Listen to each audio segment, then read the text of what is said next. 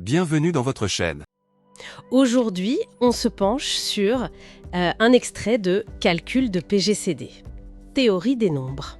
Et notre objectif, c'est de trouver le plus grand commun diviseur, le PGCD. Oui, entre deux nombres assez particuliers. C'est ça. 3 puissance 123 moins 5 d'un côté et 125 de l'autre. Les choix proposés sont A, 1, B, 5, C, 25 et D, 125.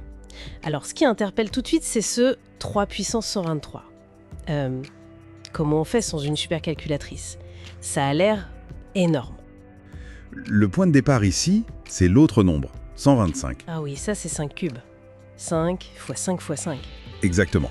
Et ça, c'est crucial. Ça nous indique par où commencer, en fait. Ça nous dit de regarder du côté du facteur 5. D'accord. Donc, on doit vérifier si notre premier nombre, 3 puissance 123 moins 5, est divisible par 5, ou par 25, ou par 125. C'est tout à fait ça. Est-ce qu'il partage un facteur 5?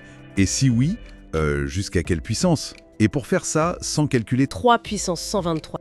on va utiliser un outil vraiment puissant, l'arithmétique modulaire. Ok, le fameux modulo. On regarde les restes des divisions, c'est ça? Précisément. On va travailler modulo 5 vu que 125 est une puissance de 5. L'idée, c'est de simplifier 3 puissance 123. en ne gardant que son reste dans la division par 5. Et comment on trouve ce reste sans faire le calcul? C'est là qu'intervient l'astuce. Oui, on cherche un cycle. Regardons les premières puissances de 3, mais modulo 5. Alors, 3, 1, le reste est 3. 3, 2 égale 9. 27 congru à 2 modulo 5. Je suis. Et enfin, 81 congru à 1 modulo 5. Le voilà, le 1. C'est ça qui est important. Dès qu'on obtient 1, le cycle redémarre. On utilise le fait que le cycle se répète toutes les 4 puissances.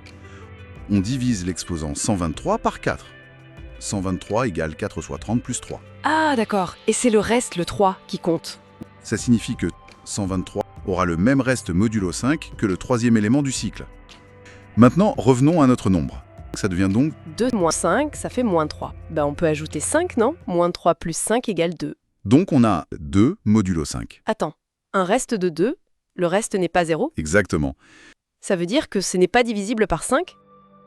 Et puisque 125, il est composé uniquement de facteurs 5. Si notre premier nombre n'est même pas divisible par 5 une seule fois, Alors ils ne peuvent partager aucun facteur 5. du coup, leur seul diviseur commun possible, c'est 1.